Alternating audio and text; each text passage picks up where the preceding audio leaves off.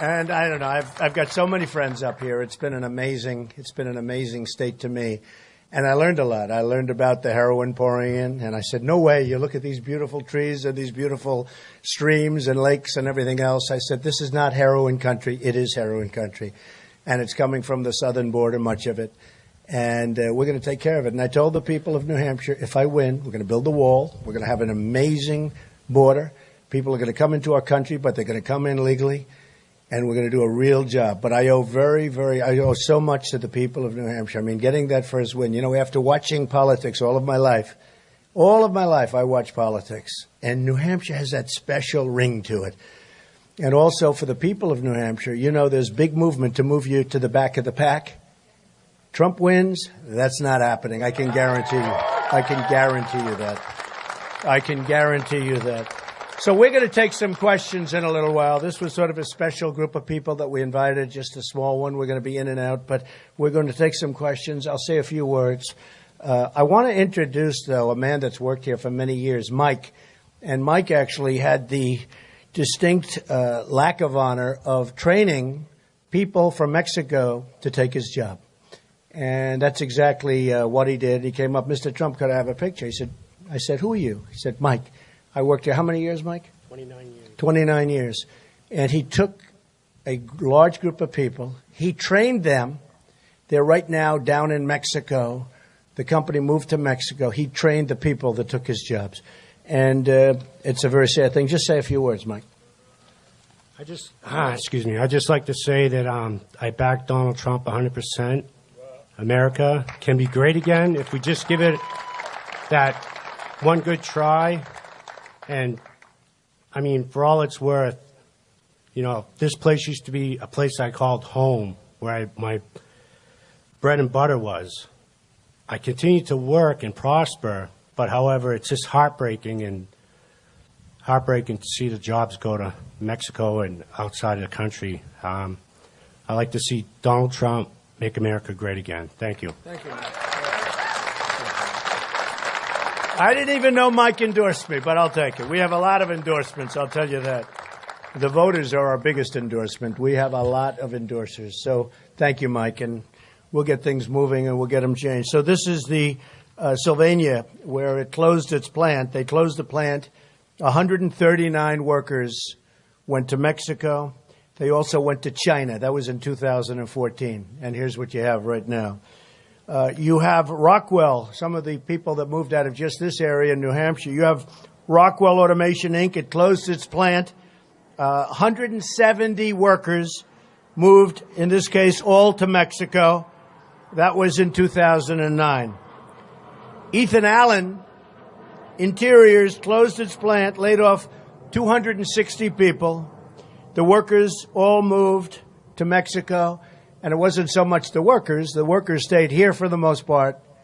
People from Mexico took their jobs. Freudenberg Knock closed its plant and laid off 120 workers. They moved their jobs to Mexico in 2008.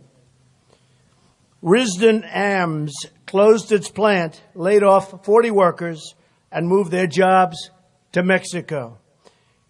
Regional job losses have been fantastically poor, fantastically bad, and disgraceful. New Hampshire has lost 31% of their manufacturing jobs since NAFTA. Just think of that. 36% since China entered the World Trade Organization. That's a lot of jobs. That's a big chunk, almost 50% of your manufacturing. Pennsylvania has lost 36% of their manufacturing jobs since NAFTA, and 34% since China entered the WTO. Ohio, and remember, Bill Clinton signed NAFTA, just for those of you that have any questions. Bill Clinton, signature right on the bottom. Ohio lost 34% of their manufacturing jobs since NAFTA, 32% since China entered the WTO. Another Clinton disaster. Maine lost 39% of their manufacturing jobs since NAFTA, 39%, and 34% since China entered the WTO. So, you know, it's not very hard to explain. It's not very hard to understand. What is difficult is to figure out why people did this. Why? You know, we have expansion plans in this country. We have all sorts of plans, but there's no expansion. We have job losses, and other countries have massive expansion. We have $500 billion trade deficits with China, massive trade deficits with Japan. Take a look at the imbalance in trade between Japan and the United States. They send us millions of cars. We send them beef. And you ought to take a look at a chart sometime and just take a look at the difference between what we send them and what they send us. Mexico, and I respect Mexico, I respect their leaders. What they've done to us is incredible. Their leaders are so much smarter, so much sharper, and it's incredible. In fact, that could be a Mexican plane up there. They're getting ready to attack. So that's the way it is, folks. I just want to say that this is a factory and the legacy, really, of Hillary Clinton and Bill Clinton, because this legacy is largely due, and you could actually say entirely due, to NAFTA. The plant closed its doors and shipped its jobs to Mexico, China. They did commercial lighting. They were a very big company. I used to do business with them. The real Clinton Global Initiative is their economic plan to ship America's jobs overseas. That's what's happening. Whether we like it, whether we don't like it, it's what's happening, and everybody knows it. So you're looking here really at a plant and the wreckage of NAFTA and the wreckage of China's entrance into the World Trade Organization. America has lost nearly 1/3 of its manufacturing jobs since 1997. This is America we're talking about. Since 1997, driven by these two Hillary Clinton understood and backed, and Bill Clinton certainly as the president, initiatives. They are a disaster. And now they want to go into TPP, Trans-Pacific Partnership. That will make NAFTA, in my opinion, look like a baby. Trans-Pacific Partnership, that will make it's over 5,000 pages long. Every country that's in that partnership has studied every word, every comma, every sentence, every paragraph. Our guys probably haven't even read it. This is the way we do business. All you have to do is look at Obamacare. Our guys probably haven't even read it. This is the way we do business. All you have to do is look at Obamacare, look at what passed, where Congress, the senators, practically nobody even read it. And now do we have a mess with Obamacare? So the same thing is going on with TPP. Just like Hillary Clinton pushed through the trade deal with South Korea, that killed another 100,000 jobs, and she pushed it through. After pledging she wouldn't, and she did pledge she was not going to do that, but it happened. So South Korea, another big beneficiary, and we protect them. We have 28,000 soldiers right now on the line between North and South. And what happens? What happens if there's a war? We get involved. In the meantime, they're killing us on trade. Nothing against South Korea. I do a lot of business with South Korea. I have buildings over there. But honestly, we have to get smart, folks. We can't continue to do this. They are an economic behemoth. We protect them. They don't reimburse us for what it's costing. And we're going to soon owe $21 trillion as a country. And our infrastructure is a mess. And many of our plants and factories are just like this, that's standing to the side of me. New Hampshire has lost 37% of its manufacturing jobs since China joined the World Trade Organization. And this was a deal that was very, very much pushed by Hillary Clinton. Today, our manufacturing trade deficit with the world is nearly $800 billion. So we have a trade deficit. We trade. We have a deficit of $800 billion. Nothing new. In fact, it's amazing that for years we've had massive deficits. Now it's getting higher. It's getting worse. These countries are treating us like we're children because we have leaders that don't know what's going on. The trade deficit was only $84 billion when Bill Clinton was first inaugurated. So we've taken it from $84 billion, which is a lot of money, to now $800 billion and going up fast. Unless I become president, you will see a drop like you've never seen before. You will never see before.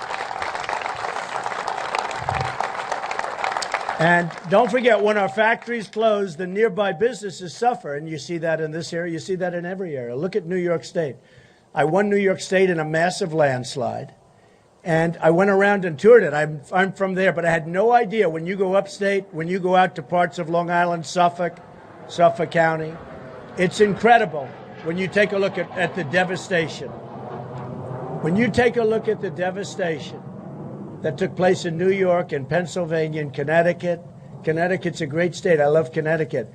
Devastation caused mostly by NAFTA, caused mostly by companies moving out of Connecticut and New York and Pennsylvania and Maryland, by the way, and Rhode Island. I had these all at one time, and Delaware. And we won every single county of every single state. Massive victories because I understand the problem. And it's about jobs. It's about protection. It's about stopping ISIS. It's about a lot of things. But it's also heavily about jobs. And we're going to change it. And we're going to get it changed fast. That I can tell you, and I can promise you that. When you have large numbers of unemployed blue-collar workers, incomes go down across the country, just across the entire country. And it affects so many other businesses. When a plant like this closes, it just affects so much and so many other people, so many other lives, and so many other businesses. When you force workers in America to compete with workers earning $1 a day overseas, our whole standard of living goes down. We have workers for 18 years. They haven't received an increase. Their real wages are lower now than they were 18 years ago. They're working longer hours. They're working harder. They have jobs that they don't like as much, and they're making less money. And there are people in the audience, don't raise your hand, I don't want to embarrass you, but there are people in the audience that are exactly in that position. And, you know, a lot of people say, well, they make the goods cheaper. Well, by the time they manufacture them and send them over, the transportation is very expensive, and all of these other things, we're better off paying a little bit more and having jobs. It's a much better system, the way it used to be. We manufacture goods, and we then sell those goods to other countries. But we sell them to other countries. And a lot of people say, oh, well, the goods will be cheaper. They'll come in, they'll be cheaper. Yeah, but we lost all our jobs. So we're better off if they're not quite as cheap, and the goods will also be of a higher quality because we do a higher quality good, and we're known for that. But all of a sudden, the jobs are gone, and frankly, the goods can come in cheaply. The people don't have any money to buy them. So that's a problem. Is that right? So we became the richest economy in the world with the biggest middle class in the world by becoming the biggest producer in the world. The wealth this created was shared all across our nation. Then came the era of surging trade deficits. Everyone wanted to go out and let's go, and our government made it possible, so easy. We start sending our factories to various countries. Mexico has done unbelievably well. Mexico is unbelievable. It's a mini version of what's going on in China. You look at Ford, you look at so many different companies. You look recently, I could name 10 companies just right off the bat. You look at Carrier Air Conditioning. They closed right before my primary in Indiana. They might have been responsible for the victory, other than Bobby Knight, who's probably more responsible than anybody. But we had a big victory in Indiana. Carriers leaving Indiana, going to Mexico, fired all their people. So our middle class has shrunk 10 percentage points since 1970, and share of GDP controlled by workers has steadily declined and shifted to corporations. And the corporations are your special interest people. They're your people with a lot of clout. They're the people that give campaign contributions to Hillary Clinton. These are the people, folks. Look, you're living in a rigged system. I used to say it about the primary, because I'd win a state and I didn't get the votes. I mean, I'd win a state by a lot, and the delegates would go to somebody else. Say, wait a minute, I just won the state of Louisiana. How come the delegates aren't mine? Well, it goes this way and that way. I said, no, you don't understand. And I think I brought out a lot of the flaws because people, maybe they lived with this for years. But I'd win states, and all of a sudden I'd find out, where are my delegates? And if I didn't win by massive numbers, because the system's rigged, look at Bernie Sanders. Look what happened to him with the superdelegates. You know, the Republican system is just as bad, but it's more sophisticated because they don't use superdelegates. Superdelegates are too obvious. But Bernie Sanders with the superdelegates, I mean, that whole deal was also rigged. And I think we're going to get a lot of the Bernie Sanders voters because one thing we had in common, and it's not a lot, but he knew that trade deals were terrible. And I know that trade deals are terrible. The difference is I can fix the trade deals and make them phenomenal. You know, a couple of the people in the Republican Party said, oh, gee, Trump is going against trade. I'm not against trade. I just want to make better deals. I think it's great. I think having trade is great. I want to make better deals. And I'm always so amazed. I'm always so amazed when I see somebody talking about, you know, my viewpoints. My viewpoints are very simple. I want great deals for this country. Somebody said, are you a free trader? The answer is yes. But to have free trade, you have to have smart people. We don't have smart people representing us. Or we have people that are controlled by the lobbyists and controlled by the special interests. But yes, I'm a free trader. But they said, well, how do you define your stance on trading? One of the reporters asked me this question a few months ago. And I said, here's my stance on trading. I want to make great deals for the United States. Call it fair trade, call it free trade, call it, there's 10 different names we can give it. I want to make great deals for the people of the United States. I want to bring our jobs back. I don't want companies leaving because we don't know what we're doing. And if companies leave and fire, as in the case of Carrier and so many others, there's going to be consequences. They're not going to make their air conditioners in Mexico, send them into the United States. We have 1,400 people that are phenomenal people that helped build that firm, send them into the United States, and there's no consequence. No, now there's a consequence. The consequence is they're going to pay a 35% tax when that air conditioner comes into the country. And here's what's going to happen. One of two things. Either they're not going to move, which is mostly going to happen, or if it's too late, or they move, because you want to look at their bottom line. Their bottom line's much different, okay? And we're going to have a strong border. We're not going to have a weak border. They're going to have to go through a strong, strong border. But here's the difference. We're either going to keep them here, or we're going to make a hell of a lot of money. It's very simple. And they're going to regret that they ever moved. And we're going to keep everybody here. They're not going to leave. And I've watched over the years, I've watched the government, our government. They don't have a clue. They want to give interest-free loans. They want to give all sorts of deals. They don't have a clue. A couple of cases I read about where they took the money and they left anyway. So they got cheap money and then they left because they didn't have good lawyers. It didn't say, like, you have to stay. We're giving you money, stay. So it's very simple. They want to go to another country, they can pay a tax to get their product back into it. They can go the rest of the world, they can do whatever they want. And don't kid yourself, folks. Other countries do that with us. We have a free deal with China. They can put their stuff in, no consequence, no tax, no nothing. Try doing business with China. I have a couple of friends here that are very much involved with New Hampshire. They love New Hampshire. They can't get their product into China. And if they do get it in, they have to pay a massive tax. So you have to have a fair thing going on. And we don't have anything fair. There's nothing fair. The real median earnings of male workers in America has decreased by almost $1,000 from 1973 to here. I mean, think of it. It's hard to believe. And the real median earnings of female workers in America has decreased by $1,154 from 2007 to 2014. That's a short period of time. Median household incomes are now more than $4,000 less than they were in 2000 before we opened our markets to China. Hey, I give China a lot of credit. I have great relationships. I mean, the largest bank in the world from China is a tenant of mine in one of my buildings. I do tremendous business with China, with condominiums. I do business with Bank of America, which is one of the buildings I have in a partnership with another great company in San Francisco, and 1290 Avenue of the America, one of the biggest office buildings in New York, came directly and indirectly right through China.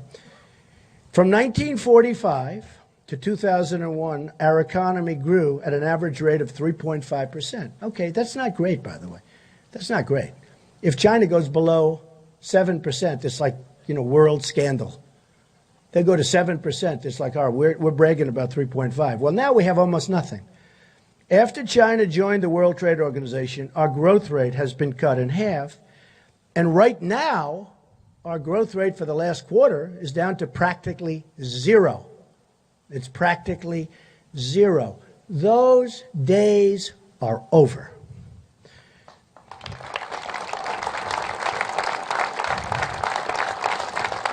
The share of men, here's something that's just sad. The share of men in their prime, working years and not working, and they're just not working. So in their prime working years, not working, has nearly tripled since the late 1960s. Think of that. I mean, think of that as a statement for our country. The trade policies of Hillary Clinton, global financiers, and they're all controlling her. They have 100%. They might as well stamp Hillary Clinton on their forehead. They have total control over her. That's why she's going to approve TPP. Just so you understand, she totally approved. She wanted it so badly. She said, this is the gold standards of trading pacts. This is the gold standard. It's all over television. It's all over. And then all of a sudden, she heard me make a speech saying what's wrong with TPP. And she changed. She said, I no longer support it. So she went from the gold standard to I don't support it because she didn't like what I was saying. So she went against it. Now, what happens is if she ever got in, which would be a sad, sad day for our country and our workers especially, they'll take a sentence that doesn't mean anything, make a little change a little comma here or there, and she'll say, now I can finally support it. It's wonderful. And that will be worse than NAFTA, signed by her husband. That would be worse than NAFTA. That will make NAFTA look like a toy, okay? Look like a toy. So just remember, I said it. Hopefully we don't have to experience that. But she will sign it as sure as you're here and sign it 100%. The greatest danger yet is the TPP, another Hillary Clinton trade deal, and that's it. It's going to happen. You know, one of the things with TPP, the single biggest weapon used against us and to destroy our companies is devaluation of currencies. And the greatest ever at that is China. Very smart. They're like grand chess masters. They are, and we're like checker players, but bad ones. They have done such a job on us with devaluation. And NAFTA doesn't cover the subject.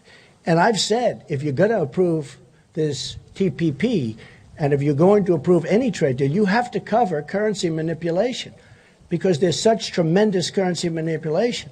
Now, TPP, it's not mentioned. I won't tell you some of the people that went crazy when they wanted to bring it in and put it in, because I went out and I actually did a radio ad for a group of people that love this country, and I did an ad on currency manipulation, how it's not covered by TPP. And if you would have seen the people that were opposed to that, what do we have to lose by having it? It's like, why are people upset that with free trade that I like, that I want to make better deals? I said, I want to make better deals with Mexico. I want to make better deals with China. They say, oh, Trump is messing with free trade. No, I'm messing with bad deals that we can make good. I can make good deals. Why would somebody fight that? I mean, the U.S. Chamber fights. They said, oh, Trump wants to stop free trade. I don't want to stop free trade. I love free trade. But I want to make great deals. I want to take a deal that's faulty, where we're losing hundreds and hundreds of billions of dollars a year. If I can make it good, isn't that a positive thing, okay? That's something Bernie can't do. He's right that they're bad, but he won't be able to fix them. I'll be able to fix them. And if we can't fix them, there are consequences again. We don't trade. And you know how long that'll last? For about 24 hours before they come to the table. But you have to be able to walk. Every time, if you're going to make a good deal, you have to be able to walk. John Kerry never walked from the Iran deal. It's one of the most embarrassing deals I've ever seen in my life. It's a horrible deal, but just as a deal, it's an embarrassment. He never walked. He lost every single point. They get $150 billion back.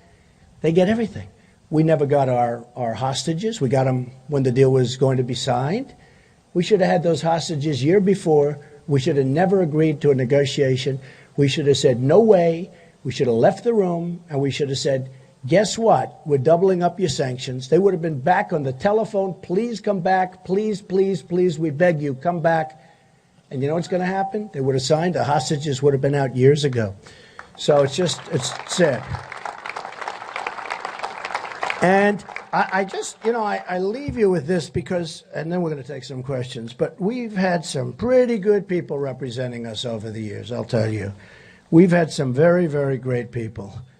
And let me tell you what they said about trade, because these are our finest, okay? And we also have one other thing. I just want to, and I think I have to say this. We have to immediately withdraw from the Trans-Pacific Partnership immediately. We cannot continue to go on. It's such a one-sided bad deal done by the special interests. We have to withdraw. Okay? We have to. And we should seek a guarantee from Hillary Clinton that she won't sign it.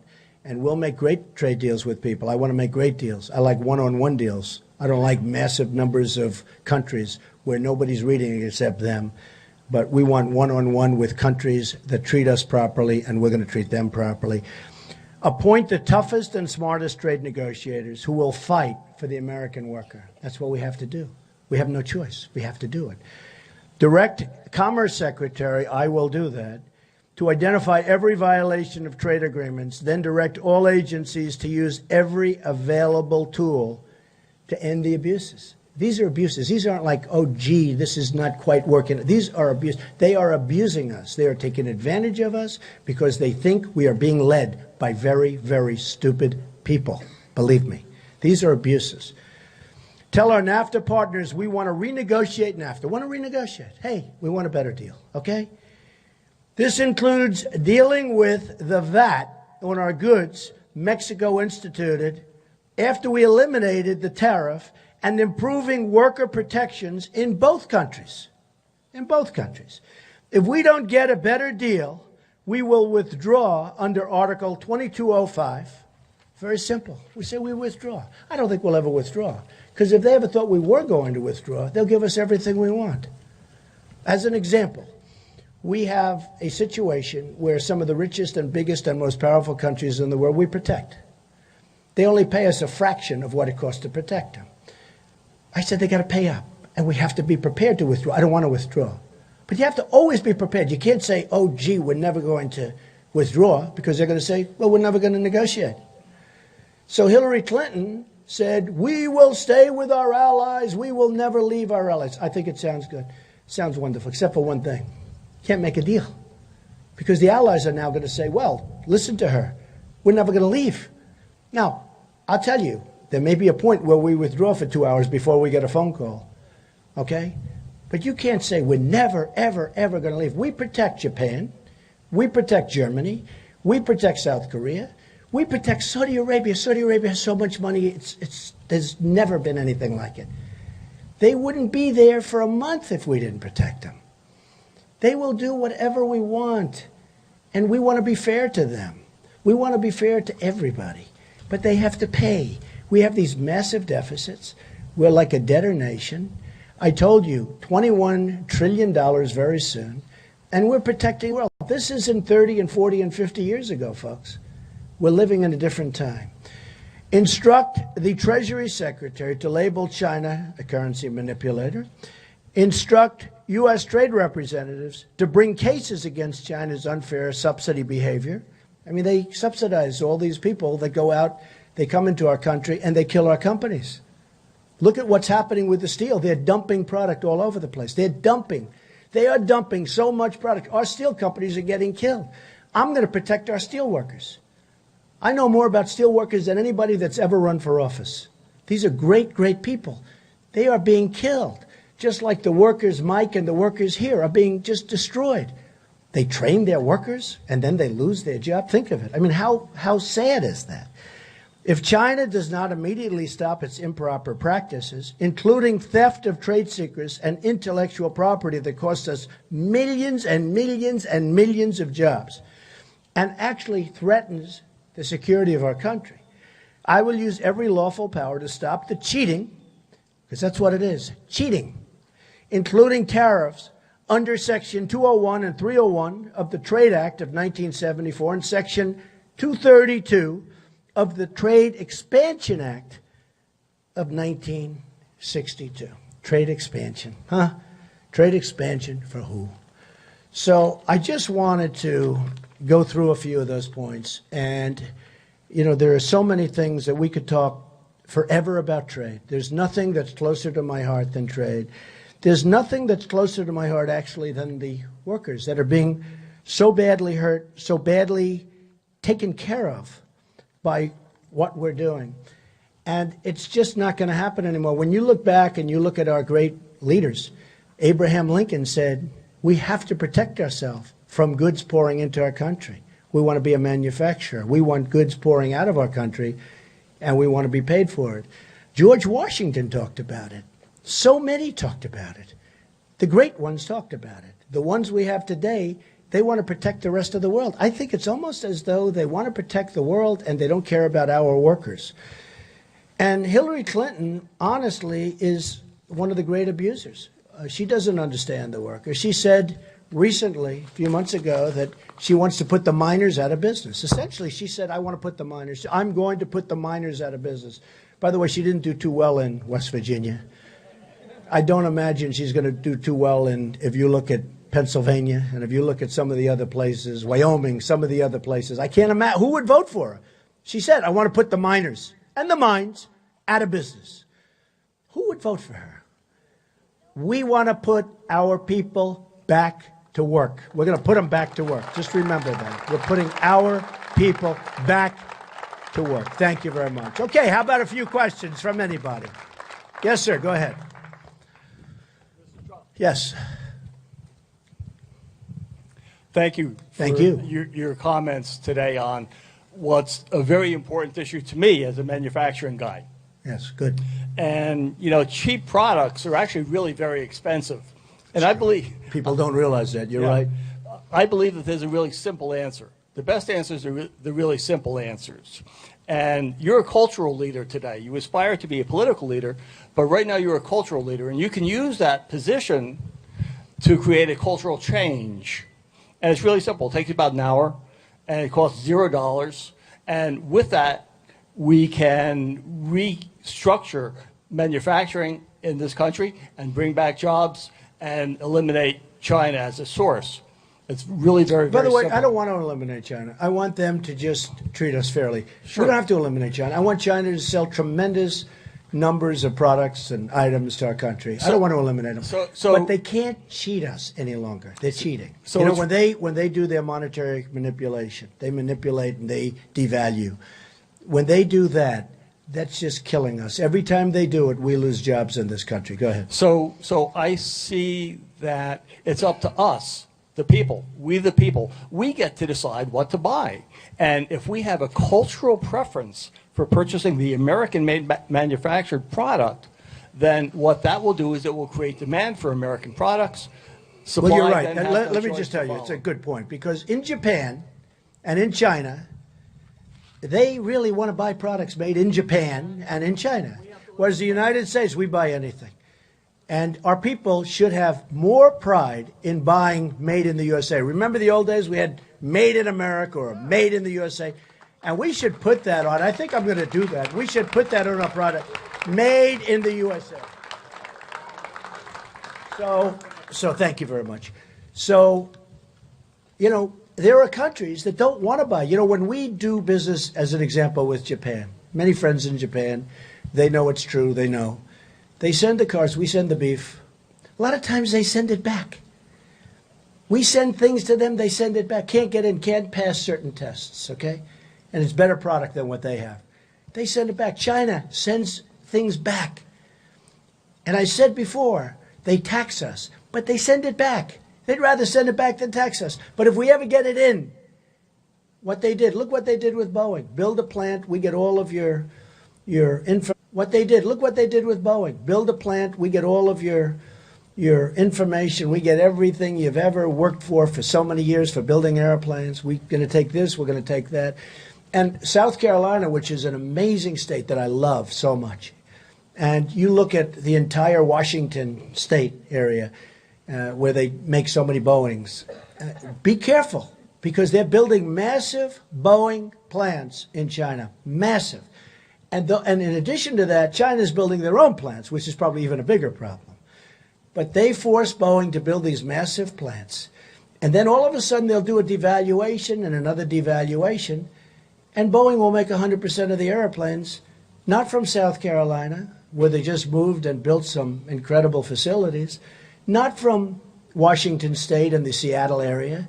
They're going to build from China. And they're going to do that by devaluing their currency. And I tell the people of South Carolina, actually, which was great to me, which was a big win for me, I said, be careful. because that's what's happening as sure as you're sitting there. And in 5 years, you'll say, you know, that Trump was right. Okay, yes, sir, go ahead. My company, we employed over 22 people. We had some of the finest tool and die makers in the country. We had the latest technology. We spent $1 million to all of that to China. And you know what we were making?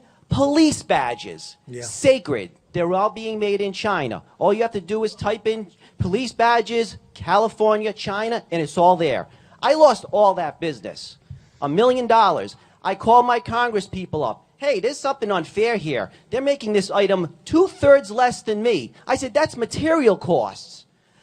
I went to them. I've got nothing from them at all. They said, oh, we'll have to retrain the workers. For what?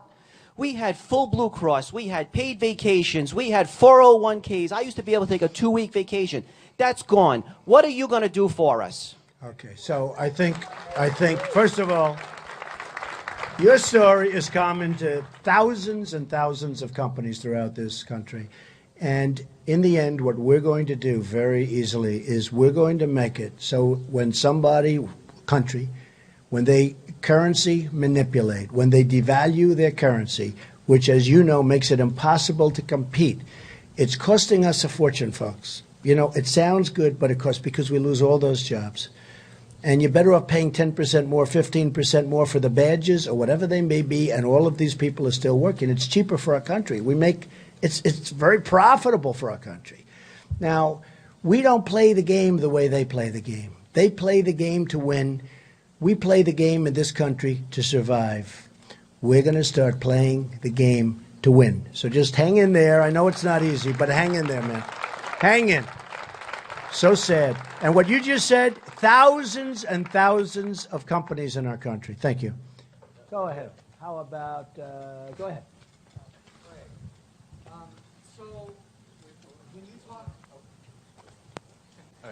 So when you talk about countering this kind of globalism effort with bringing more profits back to the United States, although that seems very good for small business and the middle class, how do you plan on dealing with a corporate backlash for larger companies who can make a much larger profit when they are You're going to have a lot of backlashes. And, you know, you're going to have a backlash where maybe people are going to move from New Hampshire, but they're not going to move out to Mexico, and they're not going to move out they can move to another state, like with Carrier. Carrier might move to another state, plenty to choose from. And this way you can really do your own thing. Corporations, I'm not worried about it. Don't forget, my tax plan is cutting business taxes way down and cutting taxes for middle income and everybody way down. And we're going to have over the next 2-3 weeks, we're going to have a very, very highly sophisticated tax plan done with some of the best people, the best economists, the best minds in the world for it. We're going to really have some plan coming up. We put the rudiments in. And the real rudiment is we're going to simplify our tax code, number one, and we're going to cut the hell out of taxes. We're the highest taxed, or just about the highest taxed nation in the world. And our businesses can't compete with other businesses for that reason also. So we're going to make it where the corporations want to come back. And part of the reason and part of the problem that corporations have, in all fairness, is they have to pay so much tax. We have, I think, $5 trillion, but they say $2.5 trillion. I think it's a much higher number than that. Outside of this country, where corporations have this money, they can't get it in because the taxes are so high and because the bureaucracy is just as bad as the taxes. So companies, corporate inversions, companies are actually leaving the United States and going to other countries to pick up their money because they can't get their money in. And that money could be used to rebuild the United States. You're talking about trillions of dollars. So all of these things are covered by me. And I have to say, the Democrats and the Republicans for years all agree on this. What's not to agree with? We're going to bring our money into the United States, trillions of dollars. We bring it into the United States, right? I don't really need those notes because I don't need notes. Aren't I lucky that I don't need? Aren't I lucky? Throw them away. Throw them away. Nice. Nice to have that ability, isn't it? That's a good ability to have. Anyway, but we will do things that are going to be so miraculous, and it'll be fast. It won't take a long period of time. And you know, when China, who I have a great relationship with China, made a lot of money with China, we can make money with China. It's hard to believe as a citizen looking at what they've done to us, but we can make a lot of money with China. I love having open markets with China. And when they know that they're going to be consequences for their cheating, they're not going to do what they are doing. I'll give you an example. They're building right now one of the largest military fortresses in the world in the South China Sea. Now, they're taking our money, they're taking our jobs, they're taking our pride, and they're violating everything there is to violate by building this massive fortress in the South China Sea. And unlike us, they don't get environmental impact permits, by the way. They say build it, they start work the following hour. We say build something, they start work 12 years from now, or does it ever happen, okay? Can you imagine that? They're building an island. They have the biggest excavators in the world, sitting out in the sea, ripping the hell out of the ocean, out of the sea, ripping the hell out of it. And they don't say like, oh, gee, we have to file for an environmental impact permit. They just do what they do. That's because they don't respect us. That's why they do it. They have no respect for our leader. They have no respect for our country. A very, very important man in the world of politics and well beyond politics said to me, Donald, I totally disagreed with your, because I've had this tough stance for a while. Long time. Pretty long time. If you go back, it's actually years, many years. But he said, I really disagreed your tough talk on China and Saudi Arabia and all these countries paying us. And I totally disagreed, except for one thing. I've been called by all of these countries. How do we settle up with Trump? How do we make Trump like us? How do we do it? How do we do it? Now, I'm not saying that in a braggadocious way. I'm just saying that's the way life is. There are no repercussions right now at all for what all of these countries are doing to our countries, to our jobs, to our workers. None. The story that you just told, I mean, there are none. And your congressmen are all these people in the Senate, people in Congress, a congressman, I know everyone. And some are really fine people, and some aren't. And some senators are really fine people, and some aren't. But many of them are totally owned by and taken care of by lobbyists and special interests. Because a friend of mine said, how could the United States allow a deal like so-and-so to happen? And I said, because the special interests take care of them. My friend, who's very smart and very successful, but very naive, couldn't believe that anybody... So he said, they're stupid. I said, no, they're not stupid. They're totally controlled by their lobbyists, and they're totally controlled by the special interests. And when it's campaign season, millions and millions of dollars are given to some of these people. And it's so simple. Do I know the system well? Okay, how about one more question? That's it. Go ahead. You want to talk? Hello. That's right. Get that mic. Get that mic over there. Mike, can I hold it? Yeah, let him hold it. Let him hold it. See, there's a man that knows what he wants. It's my kind of guy. Go ahead. Well, this might shock you, but we have something in common. Good. Respect for human life. Thank you. Okay? Now, I have two comments on my deep respect for human life. Okay? Number one, and you can comment on my objections. Number one and number two. Okay? Number one, I'm opposed to the murder of unborn babies being legal. Number two, I'm opposed to our wasting our military in the Middle East on behalf of Zionist Israel. Thank you. Okay. All right, well, let me just tell you that Israel is a very, very important ally of the United States, and we are going to protect them 100%. 100%. They've been our most reliable. It's our true friend over there, and we're going to protect Israel 100%. As to number one, we're with you. Okay, one more. We got to ask one more, because that was a tough question on Israel. That was nasty. Whoa. Are we all for Israel, right? Yeah. Okay, go ahead. Let's go. Thank you very much. Okay, we're for America too. I agree. I would say that most of us here read out of the same economic playbook as you. Right. Most of us are probably self-employed, so we agree wholeheartedly. What I would like in front of these cameras, once and for all, please put to bed that you will adhere to and follow the United States Constitution 100%. as 100%. your compass for governance. Okay. Let them know. By the way, 100%. I love the question or the statement in this case, but 100%. You know, during the primaries where I beat everybody very easily, that was sometimes said, will he follow the Constitution? Folks, one of the great, great instruments ever written, ever conceived, we're with the Constitution 100%, okay? So, and do you think Hillary Clinton would ever do a news conference like this? Totally unvetted. And by the way, speaking of unvetted, we're going to take care of our vets. Just remember that. Al? Where is Al? My Al. Al is, I met Al in New Hampshire. I always say he's one of the most loyal people I've ever known.